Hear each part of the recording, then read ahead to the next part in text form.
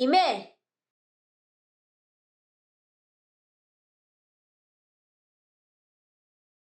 Hi, my name is Dr. Subhashri Robert Chandran.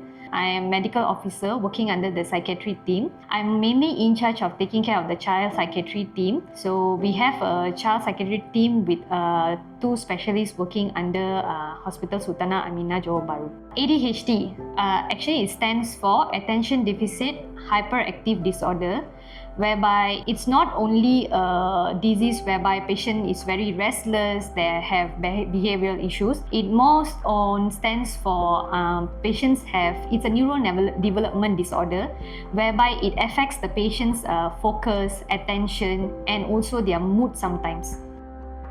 Nama saya Nur Effendi bin Kamarudin. Saya bapa kepada Imer Syahmi yang telah pun disahkan mengidap ADHD dari segi masalah pembelajaran. Imer ni sebelum kami mendapat tahu bahawa beliau mempunyai ADHD, ia seperti budak-budak biasa. Melainkan selepas kita hantar tahun pertama di sekolah tadika, iaitu di Smart Readers, dalam tempoh setahun tu tidak menampakkan sebarang hasil. Walaupun habis sekolah setahun, dia masih tak mampu nak menulis dan dia pergi sekolah tu pun hanya tidur di sekolah. So guru-guru di sana pun tidak memberi perhatian penuh dan hanya menganggap Imer tu hanya kanak-kanak kecil yang biasa. Sebagai ibu bapa, anak-anak kecil memang memang kita sedia maklum bahawa anak-anak kecil ni memang nakal. Anak-anak kecil dan nakal ni sinonim. Okey. Yang kami takut sebagai ibu bapa, jikalau anak-anak kecil ni tidak aktif, itu yang kami takut. Itu menunjukkan bahawasanya anak-anak ini mempunyai masalah. Yang nakal ini itu perkara biasa. Cuma nakal dari segi macam mana, itu yang ibu bapa perlu perhatikan. Sebagai ibu bapa, apabila mendapat tahu dari doktor bahawasanya Imer memang mengalami masalah ADHD dari segi masalah pembelajaran, kami terus mendapatkan rawatan secara berkala daripada doktor. Iaitu bermakna waktu dia berumur 5 dan 6 tahun, 3 hari di kelas di sekolah tadika biasa dan 2 hari lagi dia akan masuk ke PDK, iaitu pusat dalam komuniti. Bermakna 3 hari pendidikan biasa dan 2 hari itu adalah pendidikan khas. Jadi setiap 2 minggu sekali waktu tu dia akan berjumpa dengan doktor bagi mendapatkan rawatan. Okay, when it comes to ADHD, usually it's detected in early age, like patients usually about 5 to 6 years old, whereby patients are noticed to be very hyperactive, they unable to focus, they don't have eye contacts, and whereby when it goes to adulthood, they have difficulty in organizing their tasks. They tend to forget their appointments, they tend to forget their homeworks and stuff like that. Actually, ADHD, it comprises of 3 subsections, whereby patient have hyperactivity, inattention and also impulsivity. Patient have hyperactivity, usually the patient unable to, they have behavioral issues lah. They are very always on the go, they are very active, you are unable to control them, their sleep is disturbed, late till night they don't sleep. And inattention part, it goes to by patient lack of focus in class, they'll be wandering in classes.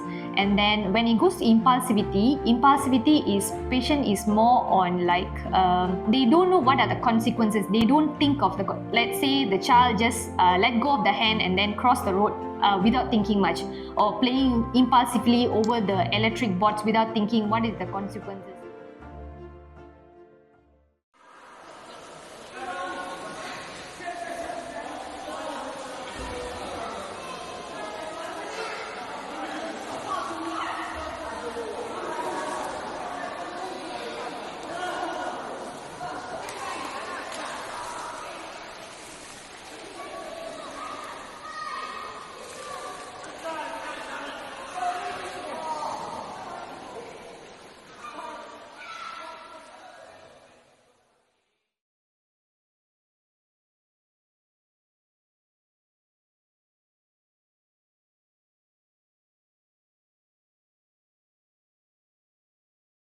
Usually, we suggest ADHD kids to go under therapy. Usually, because therapies usually they teach you how to focus, how to show your attention when you're doing something.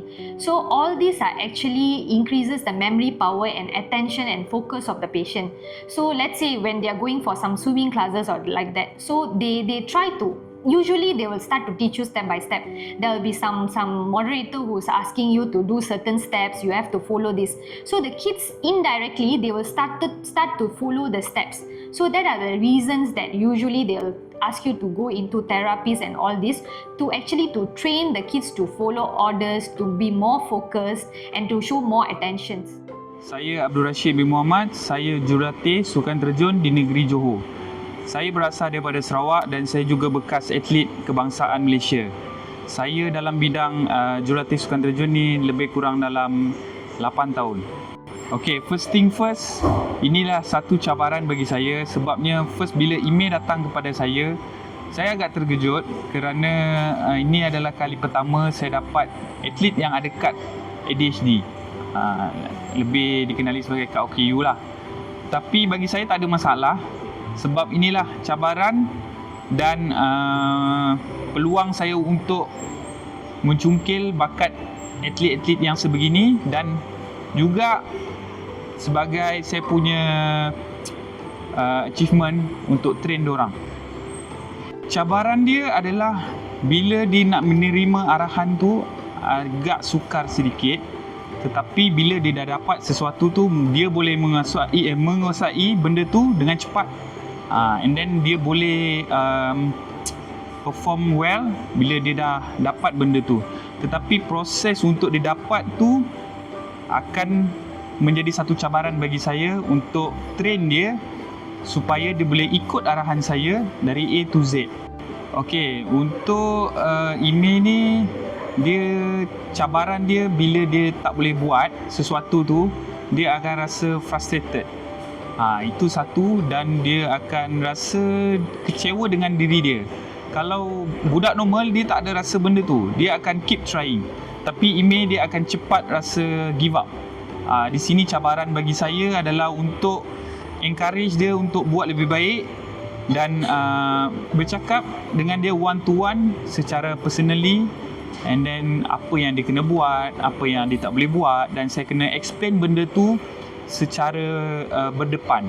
Saya tak boleh bercakap dengan dia dalam kelompok yang besar sebab atlet saya adalah seramai 17 orang. So kalau saya nak ajar dia, saya akan pergi kepada dia dan bercakap apa mistake dia dan apa kekurangan dia semasa training. Itulah cabaran bagi saya. Email ni kita dapat melihat Email memang lebih cenderung kepada sukan yang berasaskan air. Dari dia kecil lagi dia memang suka kepada kolam renang. Jadi saya pernah menghantarnya untuk kelas renang waktu ketika dia berumur lebih kurang 4 atau 5 tahun. Tapi just sekadar renang biasalah. Jadi apabila dia masuk ke sekolah rendah ketika dia berumur 10 tahun, jadi salah seorang guru Email ni perkenalkan sukan air kepada Email sebagai terapi. Okey, sebagai terapi untuk merawat anak-anak ADHD. Jadi dari situ Email ni berminat untuk mencuba sukan terjun sehingga hari ini. Kami sebagai bapa memang menggalakkan dan terus memberi sokongan yang penuh lah, memandangkan itu acara sukan yang Email pilih.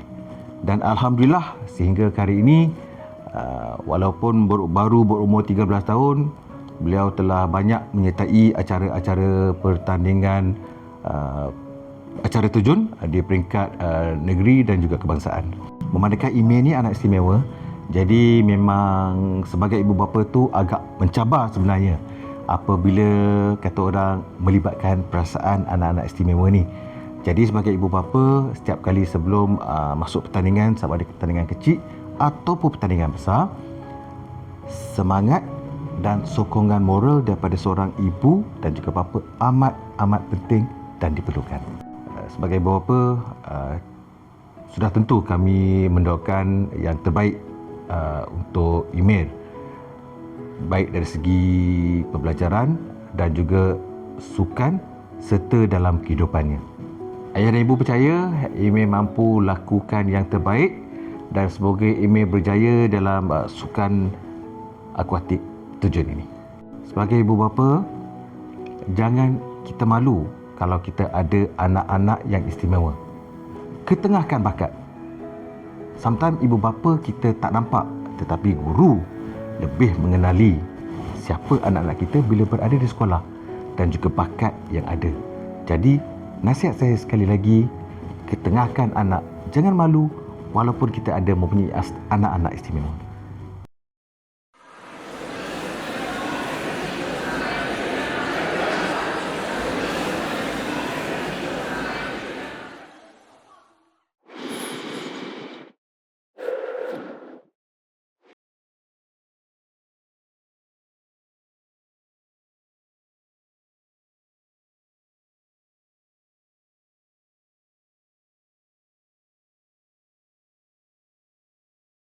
Pencapaian dia adalah dia boleh dapat top 5 dan beberapa competition dia dapat top 10 dan yang terbaru ni dia dapat top 5. Itu adalah pencapaian terbaik bagi saya.